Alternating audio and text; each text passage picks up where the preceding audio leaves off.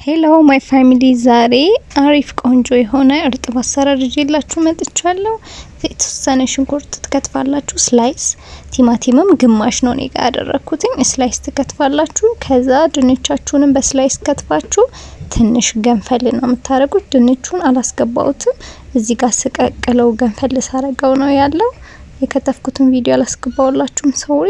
ከዛ ገንፈል ካረጋችሁ በኋላ ታጠሉታላችሁ ውሃውን። ከዛ በዘይት በትንሽዬ ዘይት መጥበስ እንጀምራለን። ከላይ ብቻ ነካ ነካ እያደረጋችሁ እያገላበጣችሁ መጥበስ ነው። በጣም ደረቅ እንዲሆን አይፈለግም።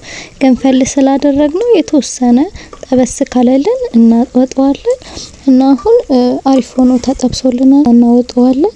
ከዛ ዘይታችንን በእቃ ገልብጠን ነበረ። በዛው ዘይት በጠበስንበት ዘይት ትንሽዬ ዘይት እናደርጋለን። ከዛ የስላይስ የከተፍነው ሽንኩርት እንጨምራለን። ከዛ ቲማቲማችንን እንጨምራለን። በሻይ ማንኪያ አንድ በርበሬ በሻይ ማንኪያ አድርገን እንጨምራለን። እርድም ሚጥሚጣም ቅመምም ሁሉንም በሻይ ማንኪያ አድርገን እንጨምራለን። ከዛ ጫው እንጨምራለን።